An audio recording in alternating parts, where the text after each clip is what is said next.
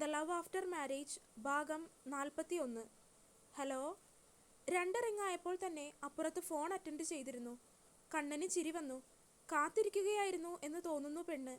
ഇന്നെന്തോ holiday ആയതുകൊണ്ട് കോളേജില്ല. ഫോണിന്റെ മുന്നിൽ കുത്തിയിരിക്കാതെ എന്തെങ്കിലും പോയി പഠിക്കാൻ നോക്ക് നീ. എടുത്ത പാടെ കണ്ണൻ അവളെ ഒന്ന് പിണങ്ങി. വെറുതെ ചെയ്തതാണ്, അവൾ എന്തെങ്കിലുമൊക്കെ തിരിച്ചു പറയുന്നത് കേൾക്കാൻ. പക്ഷേ അവനത് പറഞ്ഞു കഴിഞ്ഞതും മറുവശത്ത് ഫോൺ കട്ടായിരുന്നു. കട്ടാക്കിയോ? അവൻ ഫോണിലേക്ക് നോക്കി. അതെ, കോള് കട്ടാക്കി പോയിരിക്കുന്നു. അവൻ തിരികെ ഒന്ന് വിളിച്ചു നോക്കി. ഇല്ല, എടുക്കുന്നില്ല. വീണ്ടും ഒന്ന് വിളിച്ചു നോക്കി. ഫോൺ കട്ടാക്കി കളഞ്ഞു. കണ്ണനാണെങ്കിൽ ഒരു നിമിഷം അങ്ങനെ പറയണ്ടായിരുന്നു എന്ന് ചിന്തിച്ചു പോയി. പക്ഷേ പിന്നെ അവന്റെ ചുണ്ടിൽ ചിരി വിരിഞ്ഞു. കാരണം സ്നേഹമുള്ളിടത്തല്ലേ പരിഭവങ്ങൾ ഉണ്ടാവൂ. കുറച്ചു കഴിഞ്ഞ് അവിടെ എത്തിയിട്ട് വിളിക്കാമെന്ന് കരുതി അവൻ ഫോൺ പോക്കറ്റിലേക്കിട്ടു. എന്നോടിരുന്ന് പഠിക്കാനല്ലേ, ഞാൻ പഠിച്ചോളാം, ഇനി വിളിക്കുന്നില്ല. ഒരു ബുക്ക് തുറന്നു വെച്ച് മേശയുടെ മുകളിലിരിക്കുന്ന അവരുടെ വിവാഹ ഫോട്ടോയിലേക്ക് നോക്കി ശ്രീ ഓരോന്ന് പറയുന്നുണ്ട്. രണ്ടുപേരും ഒന്ന് പിണങ്ങിയെങ്കിലും അപ്പോഴും രണ്ടുപേരിലും നിറഞ്ഞു നിന്നത് പ്രണയം തന്നെയായിരുന്നു. അതിനിടയിൽ ഇങ്ങനെയുള്ള ചെറിയ പിണക്കങ്ങളൊക്കെ നല്ലതാണ്. ഇടയ്ക്കൊക്കെയെങ്കിലും ഇങ്ങനെയുള്ള പിണക്കങ്ങൾ നമ്മുടെ സ്നേഹത്തിന്റെ ആഴം നമുക്ക് മനസ്സിലാക്കി തരും. കണ്ണൻ നേരെ കോട്ടയത്ത് വെയർഹൗസിൽ പോയി അവിടെയുള്ള കാര്യങ്ങളെല്ലാം ഒന്ന് ക്രോസ് ചെക്ക് ചെയ്തു. ശേഷം അധികം താമസിക്കാതെ റൂമിൽ വന്നൊന്ന് ഫ്രഷായി.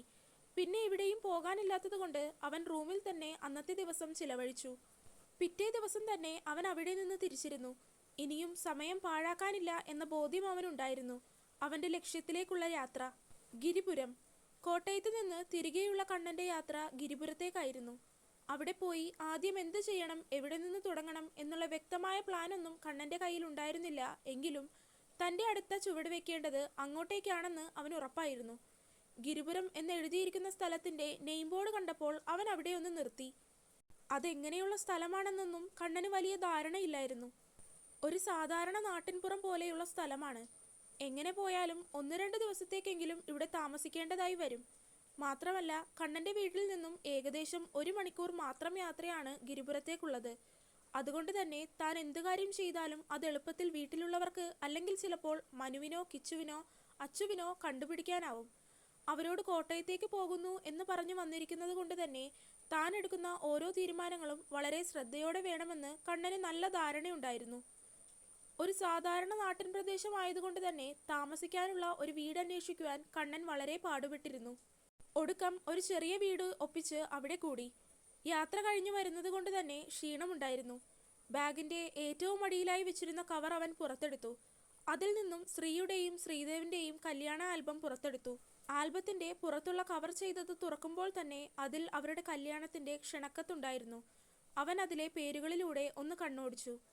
Sreedev, Krishnavilasam house, son of Mr Raghavan and Mrs Sumathi Raghavan. അവന്റെ കണ്ണുകൾ ആ പേരുകളിലൂടെ വീണ്ടും ഒന്ന് നോട്ടം പായിച്ചു. അന്ന് ശ്രീയുടെ അമ്മയുടെ ഫോണിൽ സുമതി എന്ന പേര് കണ്ടപ്പോഴും അമ്മയന്ന് ആശുപത്രിയിൽ വെച്ച് അവസാനമായി സുമതി എന്ന് പറഞ്ഞതുമെല്ലാം ഓർമ്മയുണ്ടായിരുന്നു. പക്ഷേ ഈ സ്ത്രീ ആരാണെന്നതിന് മാത്രം ഒരു ഉത്തരം ലഭിക്കുന്നില്ലായിരുന്നു. അങ്ങനെ ഇരിക്കുമ്പോഴാണ് ആ നശിച്ച കല്യാണ ആൽബം നോക്കാൻ തോന്നിയത്. അതിൽ നിന്ന് എന്തെങ്കിലും ലഭിക്കും എന്ന പ്രതീക്ഷയൊന്നും ഉണ്ടായില്ല. എങ്കിലും വെറുതെ തുറന്നു നോക്കിയപ്പോഴാണ് ഈ പേര് കാണുന്നത്. സുമതി, ശ്രീദേവിന്റെ അമ്മ. അവന്റെ ചുണ്ടുകളിൽ പുച്ഛത്തോടെയുള്ള ഒരു ചിരി വിരിഞ്ഞു.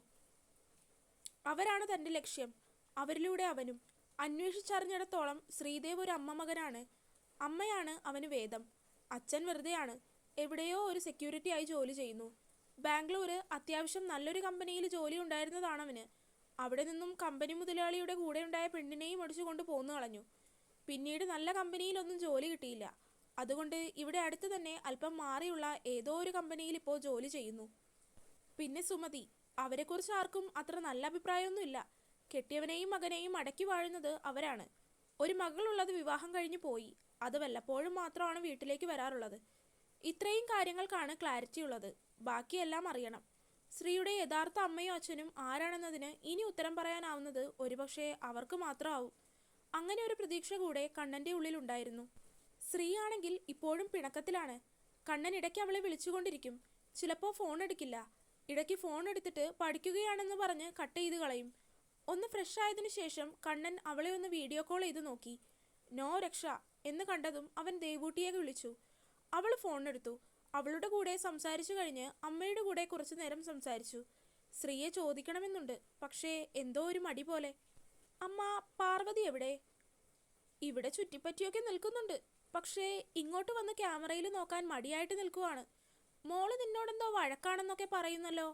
അമ്മ അവളെ കളിയാക്കിക്കൊണ്ടാണ് ചോദിച്ചത്. ശ്രീ അമ്മയെ കൂർപ്പിച്ചു നോക്കുന്നുണ്ട്, പക്ഷേ അമ്മ ചിരിക്കുകയാണ് ചെയ്തത്. അയാളെ ഞാൻ വിളിക്കാം. ശരിയെങ്കിൽ. കണ്ണൻ വേഗം ഫോൺ കോൾ അവസാനിപ്പിച്ചു. 2 ദിവസമാവുന്നു ശരിക്കൊന്ന് സംസാരിച്ചിട്ട്. ആകെ തിരക്കാണെങ്കിലും അവൾക്ക് വേണ്ടി സമയം എങ്ങനെയും കണ്ടെത്താറുണ്ട്. അവളോട് സംസാരിക്കാതെ അവന് വല്ലാത്ത വീർപ്പുമുട്ടൽ പോലെയാണ് തോന്നിയത്. ഫോൺ അവസാനിപ്പിച്ച് ഒരു 2 മിനിറ്റിന് ശേഷം അവൻ അവളെ വീണ്ടും വിളിച്ചു. ഇപ്പോൾ എന്തായാലും അവൾ എടുക്കും എന്നവൻ്റെ മനസ്സ് പറയുന്നുണ്ടായിരുന്നു. ആളിപ്പോൾ മുറിയിലേക്ക് എത്തിക്കാണും എന്നവന് തോന്നി. അവൻ വിളിച്ചപ്പോൾ തന്നെ ശ്രീ ഫോൺ എടുത്തു. എന്നോട് പിണക്കാണെന്നറിഞ്ഞു. എടുത്തപ്പോൾ തന്നെ അവളുടെ പരിഭവത്തോടെ ഇരിക്കുന്ന മുഖത്തേക്ക് നോക്കി അവൻ അതാണ് ആദ്യം ചോദിച്ചത്. ഞാൻ ആരോടും പരിഭവത്തിലൊന്നും അല്ല. ശ്രീ മുഖം വെട്ടിച്ചു. എന്നിട്ടും മുഖം കണ്ടിട്ട് തോന്നുന്നില്ലല്ലോ. കണ്ണൻ അവളെ കളിയാക്കും വിധം വീണ്ടും ചോദിച്ചു. എനിക്ക് പിണക്കമൊന്നുമില്ലെന്ന് പറഞ്ഞില്ലേ? എൻ്റെ പൊന്നേ, ഞാൻ അന്നങ്ങനെ വെറുതെ പറഞ്ഞതാണ്. തൻ്റെ വായിൽ നിന്ന് എന്തെങ്കിലുമൊക്കെ കേൾക്കാമെന്ന് കരുതി. അതിന് താൻ ഇങ്ങനെ ചെയ്യുമെന്ന് കരുതിയില്ല. ആളിപ്പോൾ അല്പം ഇംപ്രൂവ്ഡ് ആയിട്ടുണ്ട്. കണ്ണൻ ആദ്യം അല്പം കാര്യമായിട്ടും ഒടുക്കം അല്പം കളിയാക്കിയും പറഞ്ഞു. കണ്ണേട്ടൻ ഇപ്പോൾ എവിടെയാ? ഒട്ടൊരു നിമിഷത്തിനു ശേഷം ശ്രീ പരിഭവം മറന്ന് അവനോട് ചോദിച്ചു പോയി. ഞാൻ കോട്ടയത്താണ്. അതല്ല, റൂമിലാണോ? ഇവിടെ അടുത്ത് റൂമൊന്നും കിട്ടിയില്ല, അതുകൊണ്ടൊരു ചെറിയ വീടെടുത്തു 2 ആഴ്ചയ്ക്ക് വേണ്ടി. എപ്പോൾ വരും? അവൻ അറിയാമായിരുന്നു ഒടുക്കം ചോദിച്ച് ചോദിച്ച് അവസാനം ഇതിലേക്ക് തന്നെ എത്തുമെന്ന്. അവളേക്കാൾ ഉപരി അവൻ അവളെ കാണാൻ തോന്നുന്നുണ്ട്. അവളെ ഇറുക്കി ഇങ്ങനെ കെട്ടിപ്പിടിച്ചിരിക്കാൻ തോന്നുന്നുണ്ട്. പക്ഷേ അതിനേക്കാൾ ഉപരി അവനിൽ സത്യങ്ങളെല്ലാം അറിയണം എന്നൊരു ചിന്തയുണ്ടായിരുന്നു. എത്ര നാളാണ് ശ്രീയോട് ഇതെല്ലാം ഒളിച്ചു വെക്കുക എന്നവന് അറിയില്ലായിരുന്നു. മനസ്സാകെ കലങ്ങി മറിയുന്നുണ്ട്. അതിൽ നിന്ന് ഒന്ന് ആശ്വസിക്കാൻ വേണ്ടിയാണ് അവളെ വിളിച്ചത്. അവളോട് വിളിച്ച് അല്പം സംസാരിച്ച് ഇണങ്ങിയും പിണങ്ങിയും അങ്ങനെ ഇരുന്നപ്പോൾ തന്നെ അല്പം സമാധാനം തോന്നി അവന്. ശ്രീയോട് സംസാരിച്ച് ഫോൺ അവസാനിപ്പിച്ചതിന് ശേഷം അവന് മറ്റാരെയോ ഫോൺ ചെയ്തു. ഹലോ, രുദ്രപ്രയാഗാണ്. മറുവശത്തുള്ള ആൾ എന്തോ പറഞ്ഞു. യെസ്, ഞാനിവിടെയുണ്ട്. നിന്റെ ഹെൽപ്പ് എനിക്ക് എന്തായാലും റീസെൻ്റ്ലി തന്നെ വേണ്ടി വരും. സോ നാളെ തന്നെ ഇങ്ങോട്ട് വരണം. വന്നിട്ട് വിളിച്ചാൽ മതി. I will come to pick up. Kannan ഗൗരവത്തിൽ പറഞ്ഞു. അവൻ പറയുന്നതിനനുസരിച്ച് എന്തൊക്കെയോ അപ്പുറത്തു നിന്നും മറുപടി പറയുന്നുണ്ട്. ഫോൺ കോൾ അവസാനിപ്പിച്ച് ശ്രീക്കൊരു ഗുഡ് നൈറ്റ് ഒക്കെ അയച്ച് അവൻ ഫോൺ എടുത്തു വെച്ചു. ശേഷം അല്പം വർക്കുണ്ടായിരുന്നതൊക്കെ തീർത്തതിന് ശേഷം കിടന്നു.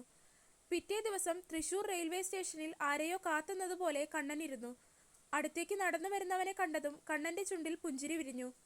Welcome mister Suryadev IPS. അവൻ അയാളുടെ നേർക്ക് കൈ നീട്ടി. അവൻ ആ കൈ മാറ്റി അവനെ ഒന്ന് പുണർന്നു. ഫോർമാലിറ്റി ഒക്കെ ആയോ നിനക്ക്? നോ മാൻ, നീ വലിയ IPSകാരനൊക്കെ അല്ലേ, അതിൻ്റെ ഒരു റെസ്പെക്റ്റ്. വാ വാ. യാത്രയൊക്കെ എങ്ങനെയുണ്ടായിരുന്നു? കുഴപ്പമില്ലായിരുന്നു. റിസർവ്ഡ് ആയതുകൊണ്ട് നോ പ്രോബ്ലംസ്. നീ എന്താ കാർ എടുക്കാതെ ട്രെയിനിൽ വന്നത്? തുമ്പി പറഞ്ഞിട്ട്. ഇത്ര ലോങ് ഡ്രൈവിന് കാറായിട്ട് പോകണ്ടെന്ന്. റീസെൻ്റായിട്ട് ചെറുതായിട്ടൊരു ആക്സിഡൻ്റ് ആയിരുന്നു. അതോടെയാണ് ഇത്ര സീനായത്. അവളെക്കുറിച്ച് പറയുമ്പോൾ അവൻ്റെ ചുണ്ടിൽ പുഞ്ചിരിയായിരുന്നു. കണ്ണൻ ഒരു നിമിഷം ശ്രീയെക്കുറിച്ച് ചിന്തിച്ചു പോയി. അവൻ്റെ ചുണ്ടിലും ചിരി വിരിഞ്ഞു. വീട്ടിലേക്കെത്തി സൂര്യനൊന്ന് ഫ്രഷായി. ഈ സുമതി, ശ്രീദേവ് എന്നൊക്കെ പറയുന്ന ആളുകളുടെ വീട് എവിടെയാണെന്ന് കണ്ടുപിടിച്ചോ നീ? യെസ്, അതൊക്കെ ഇവിടെ തന്നെ അന്ന് തന്നെ കണ്ടുപിടിച്ചു. ആളുകളുടെ ഡീറ്റെയിൽസും എടുത്തു വച്ചിട്ടുണ്ട്. പിന്നെ ശ്രീദേവ് ഇപ്പോൾ ഇവിടെ ഏതോ ലോക്കൽ കമ്പനിയിലാണ് ജോലി ചെയ്യുന്നത്. പിന്നെ അവൻ്റെ വൈഫ് അനഘ എൻ്റെ കമ്പനിയിലും. കണ്ണൻ എല്ലാവരെക്കുറിച്ചും അവന് ചെറുതായി ഒന്ന് പറഞ്ഞു കൊടുത്തു. കുറച്ചു സമയം സൂര്യനൊന്ന് ആലോചിച്ചു. എന്തൊക്കെയോ മനസ്സിൽ കണക്ക് കൂട്ടി. പിന്നെ ശ്രീദേവ് ആൻഡ് ശ്രീപാർവതി 2 പേരുടെയും ഡിവോഴ്സ് കേസ് അറ്റൻഡ് ചെയ്ത അഡ്വക്കേറ്റിൻ്റെ ഡീറ്റെയിൽസ് ഞാൻ അന്വേഷിച്ചു വെച്ചിട്ടുണ്ട്. We have to start from there. അവരോട് പോയി അന്വേഷിച്ചാൽ നമുക്ക് കാര്യങ്ങൾക്ക് കൂടുതൽ ക്ലാരിറ്റി കിട്ടുമെന്ന് തോന്നുന്നു. സൂര്യൻ തൻ്റെ അഭിപ്രായം പറഞ്ഞു. അതിൽ കൂടുതൽ എതിരഭിപ്രായങ്ങളില്ലാത്തത് കൊണ്ട് കണ്ണനും അത് സമ്മതിച്ചു. അതുകൊണ്ട് തന്നെ നേരെ വക്കീലിൻ്റെ ഓഫീസിലേക്കാണ് 2 പേരും ആദ്യം പോയത്. സമയം പരിമിതമാണ്. അതുകൊണ്ട് ഇനിയും അത് പാഴാക്കണ്ട എന്ന് കരുതി അങ്ങോട്ട് തിരിച്ചു. സൂര്യനെ ഒരിക്കൽ മുംബൈയിൽ പോകുമ്പോൾ ട്രെയിനിൽ വെച്ച് കണ്ട് പരിചയപ്പെട്ടതാണ് കണ്ണൻ. ആ സമയം സൂര്യന് IPS ട്രെയിനിങ് ഒക്കെ ആയിട്ട് മുംബൈയിലേക്ക് പോവുകയായിരുന്നു. അങ്ങനെയാണ് ആദ്യം പരിചയപ്പെടുന്നത്. ജസ്റ്റ് ഒരു കാഷ്വൽ ടോക്ക് ആയിരുന്നു. ബട്ട് പിന്നീട് കണ്ണൻ ബിസിനസ്സിൽ ലീഗലായിട്ടുള്ള ആവശ്യങ്ങൾക്കൊക്കെ സൂര്യൻ്റെ ഹെൽപ്പ് ചോദിക്കാറുണ്ട്. അങ്ങനെയാണ് അത് ഇത്രയും പരിചയമായി വളർന്നത്. അഡ്വക്കേറ്റ് ആശ തോമസ്. അവരുടെ വീട്ടിൽ തന്നെയായിരുന്നു അവരുടെ ഓഫീസും. കണ്ണനൊക്കെ വാടകയ്ക്ക് എടുത്തിരിക്കുന്ന വീട്ടിൽ നിന്നും കുറച്ചു ദൂരം മാത്രമേ ഉണ്ടായുള്ളൂ. അകത്തേക്ക് കയറിയപ്പോൾ തന്നെ അവർ കണ്ണനെയും സൂര്യനെയും ഒന്ന് സൂക്ഷിച്ചു നോക്കി. I M Suryadev IPS. ഇപ്പോൾ തിരുവനന്തപുരത്ത് വർക്ക് ചെയ്യുന്നു. ഓ, ഞാൻ കേട്ടിട്ടുണ്ട്. സാർ ഇരിക്കൂ. രണ്ടുപേരോടും എന്നതുപോലെ അവർ ഇരിക്കാനായി പറഞ്ഞു. അതിനിടയിൽ അവർ കണ്ണനെ ഒന്ന് നോക്കുകയും ചെയ്തു. ഇത് മിസ്റ്റർ രുദ്രപ്രയാഗ്, എക്സൽ എക്സ്പോർട്ടിംഗ് കമ്പനിയുടെ കേരള ബ്രാഞ്ച് മാനേജറാണ്. സൂര്യൻ തന്നെ കണ്ണനെയും അവർക്ക് പരിചയപ്പെടുത്തി കൊടുത്തു. അവർ അവനെ നോക്കിയും ചിരിച്ചു. വന്നതെന്താണെന്ന് പറഞ്ഞില്ല സാർ. Anything official? അവർ ചോദിച്ചു. We have to discuss something official and unofficial at same. സൂര്യൻ ഗൗരവത്തിൽ പറഞ്ഞു. അതിന് അവർ പറയാനായി അനുവാദം കൊടുത്തു. ഞങ്ങൾക്ക് ഇപ്പോൾ വക്കീൽ അറ്റൻഡ് ചെയ്ത ഒരു ഡിവോഴ്സ് കേസിൻ്റെ ഡീറ്റെയിൽസ് വേണം. അതിനുവേണ്ടിയാണ് ഞങ്ങളിപ്പോൾ ഇവിടെ വരെ വന്നത്. പറയൂ sir. Mister Sreedev and Sreeparvathy, ഇവരുടെ രണ്ടുപേരുടെയും ഡിവോഴ്സ് ഡീറ്റെയിൽസ് ആണ് ഞങ്ങൾക്ക് വേണ്ടത്. ഡീറ്റെയിൽസ് എന്ന് പറയുമ്പോൾ ആളുകളുടെ പേഴ്സണൽ ഡീറ്റെയിൽസ് അല്ല, അവരുടെ ഡിവോഴ്സ് ആയതിൻ്റെ റീസൺസ്, പ്രോബ്ലംസ്, അങ്ങനെ. സൂര്യൻ തന്നെയാണ് അത് ചോദിച്ചത്. ശ്രീദേവ്, ശ്രീപാർവതി, രണ്ടു പേരുകളും വക്കീലിൻ്റെ ഓർമ്മകളിൽ എവിടെയോ തെളിഞ്ഞു വരുന്നുണ്ട്. പക്ഷേ ശരിക്കും ഓർമ്മ കിട്ടുന്നില്ല. അവർ സംശയത്തോടെ മനസ്സാകെ ഒന്ന് ചികഞ്ഞു നോക്കി. പെട്ടെന്ന് എന്തോ ഓർത്തതുപോലെ അവരുടെ മുഖത്തെ ഭാവം മാറി. ശ്രീദേവ് രാഘവൻ, റൈറ്റ്? അവർ ഏതോ ഓർമ്മയിൽ എന്ന പോലെ അവരോട് ചോദിച്ചു. യെസ്, ശ്രീദേവ് രാഘവൻ. ഇവിടെ അടുത്ത് തന്നെയാണ് അവൻ്റെ വീട്. Yes, I remember. അവനെക്കുറിച്ച് എന്താണ് അറിയേണ്ടത്? അവരുടെ മുഖത്ത് ദേഷ്യം നിറഞ്ഞു വരുന്നത് അവർ വ്യക്തമായി കാണുന്നുണ്ടായിരുന്നു. അവരുടെ ഡിവോഴ്സ് കേസ് എങ്ങനെയാണ് വക്കീലിൻ്റെ കൈകളിലേക്ക് എത്തിയത്, അവരുടെ ഡിവോഴ്സിൻ്റെ അടിസ്ഥാനം എന്തായിരുന്നു, ഇതൊക്കെ ഒന്ന് അറിഞ്ഞാൽ കൊള്ളാമെന്നുണ്ട്. സൂര്യൻ തികച്ചും ഒഫീഷ്യലായ രീതിയിലായിരുന്നു സംസാരിച്ചുകൊണ്ടിരുന്നത്. Yes, of course. Wait a minute, let me take the files. പറഞ്ഞുകൊണ്ട് ഓഫീസിൽ റൂമിൽ നിന്നും ഫയലുകൾ വച്ചിരിക്കുന്ന മറ്റൊരു റൂമിലേക്ക് അവർ നടന്നു. കുറച്ച് സമയത്തിന് ശേഷം കയ്യിലൊരു ഫയലുമായി അവർ അകത്തേക്ക് കയറി വന്നു. ശ്രീദേവ് രാഘവൻ, പിന്നെ ശ്രീപാർവതി. ശ്രീദേവിന് അന്ന് 26 വയസ്സ്, ശ്രീപാർവതിക്ക് 18 വയസ്സ്. രണ്ടുപേരും വിവാഹം കഴിച്ചതിന് ഏകദേശം 6 മാസത്തിന് ശേഷം തന്നെ ഡിവോഴ്സ് ആയിരുന്നു. മ്യൂച്വൽ ഡിവോഴ്സ് അല്ലായിരുന്നു. ശ്രീപാർവതിയാണ് ആദ്യം കേസ് ഫയൽ ചെയ്തത്. അവർ ഗൗരവത്തിൽ പറഞ്ഞു. ശേഷം കയ്യിലിരുന്നിരുന്ന ഫയല് ഒരു സൈഡിലേക്ക് മാറ്റിവെച്ചു. എന്നെ പേഴ്സണലായിട്ട് അല്പം ഇൻഫ്ലുവൻസ് ചെയ്തൊരു ഡിവോഴ്സ് കേസ് ആയിരുന്നു അത്. Not only a divorce case but a criminal case. അവരത് പറയുമ്പോൾ അവരുടെ ശബ്ദത്തിൽ ദേഷ്യത്തിൻ്റെ ആക്കം കൂടി വരുന്നുണ്ടായിരുന്നു. കണ്ണനാണെങ്കിൽ അത് മനസ്സിലായില്ല എന്ന രീതിയിൽ അവരെ നോക്കുന്നുണ്ട്. ഡിവോഴ്സ് കേസ് എങ്ങനെയാണ് ക്രിമിനൽ കേസ് ആകുന്നത് എന്ന ചിന്തയായിരുന്നു അവനിൽ. എങ്കിലും അവൻ്റെ ചിന്തകൾ പല വഴിക്ക് സഞ്ചരിച്ചിരുന്നു. ശ്രീ പറഞ്ഞതായിട്ടുള്ള അറിവുകൾ മാത്രമാണ് അവരുടെ രണ്ടുപേരുടെയും ജീവിതത്തെക്കുറിച്ച് അവനുള്ളത്. അതിൽ കൂടുതലായി എന്തൊക്കെയോ കാര്യങ്ങളുണ്ട് എന്ന് വക്കീലിൻ്റെ സംസാരത്തിൽ നിന്നും അവന് മനസ്സിലായി. ക്രിമിനൽ കേസ് എന്ന് പറയുമ്പോൾ സൂര്യൻ ആ സംസാരത്തിന് ഒരു തുടർച്ച കൊടുത്തു. Yes, criminal case, marital rape. ഒരുപക്ഷെ സാധാരണമായി നമ്മൾ കേൾക്കുന്നതിലും അറിയുന്നതിലുമായ റേപ്പിൻ്റെ അനുഭവങ്ങളിൽ നിന്നും ഒരുപാട് വ്യത്യസ്തങ്ങൾ നിറഞ്ഞതായിരിക്കും ഒരു വിവാഹം കഴിഞ്ഞതിന് ശേഷമുള്ള റേപ്പ് കേസുകൾ. അങ്ങനെ ഒരു കേസായിരുന്നു ഇതും. I am working on this field for 8 years. Divorce കേസാണ് ഞാൻ കൂടുതലും ഡീൽ ചെയ്തിട്ടുള്ളത്. അതിൽ ഇത്രയും കോംപ്ലിക്കേറ്റഡ് ആയിട്ടുള്ളൊരു കേസ് ഞാൻ ഇതുവരെ അറ്റൻഡ് ചെയ്തിട്ടില്ല. അതുകൊണ്ടാണ് ഇത് നടന്ന് 2 വർഷം കഴിഞ്ഞിട്ടും എനിക്ക് ഈ കേസിനെ കുറിച്ചുള്ള കാര്യങ്ങളെല്ലാം ഇപ്പോഴും ഓർമ്മയുള്ളത്. വക്കീൽ പറയുന്നത്, ഈ കുട്ടി, അതായത് ശ്രീപാർവതിയുടെ അമ്മയാണ് എന്നെ വന്ന് കാണുന്നത്. അവരാകെ അവശയായ നിലയിലായിരുന്നു. ആകെ വാടി തളർന്ന് കരഞ്ഞ് ഒരു പരുവത്തിലായിരുന്നു എന്നെ വന്ന് കണ്ടത്. മകളുടെ ഡിവോഴ്സിന് വേണ്ടിയാണ് അവർ വന്നത്. കാര്യങ്ങളൊക്കെ ചോദിച്ചറിഞ്ഞു. ഈ ശ്രീപാർവതി എന്ന് പറയുന്ന കുട്ടി ആ സമയം ഹോസ്പിറ്റലിലായിരുന്നു. ഞാൻ ആ കുട്ടിയെ അവിടെ പോയി കണ്ടു.